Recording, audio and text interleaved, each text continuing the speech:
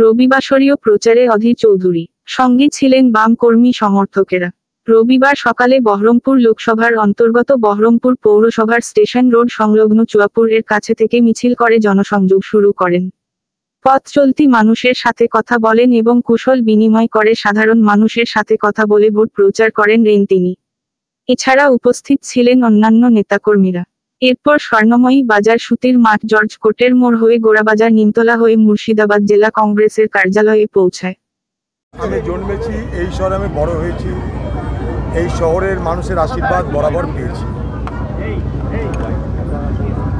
এটার মধ্যে নতুনত্ব কিছু নেই যে বহরমপুর শহরের মানুষ অন্য এলাকার মানুষের মতন আমাকে বারবার সমর্থন করেছে এবং অনেক বিপদ আপদ থেকে তারা আমাকে রক্ষা করেছে। তাদের আশীর্বাদ, তাদের দোয়া আমার কাছে সর্বদা পাথেয়। এখনো পর্যন্ত বহরমপুর শহরে কিছুটা ভয় ভীতির বাতাবরণ আছে। অনেকে অনেক কিছু বলতে চাইছে কিন্তু সামনে আসতে পারছে না, যেটা আমার মনে হয়েছে।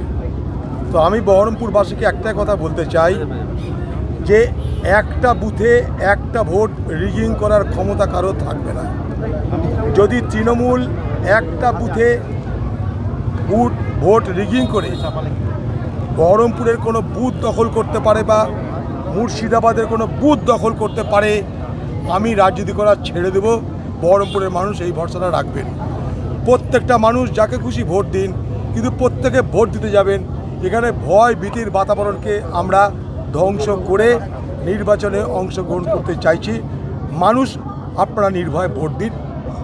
আপনাদের প্রতি আমাদের শুধু চেনা জানার সম্পর্ক নয়, এই শহরে আমি বড় হয়েছি, এই শহরের মানুষের সঙ্গে আমার রাজনৈতিক বা নির্বাচনী সম্পর্ক নয়, এই শহরের মানুষের সঙ্গে আমার আত্মীয়তা, ভ্রাতৃত্ব এবং বন্ধুত্বের সম্পর্ক।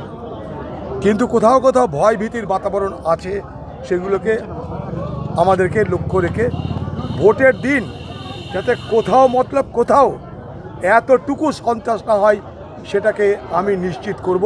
বহরমপুরবাসী ভরসা রাখি।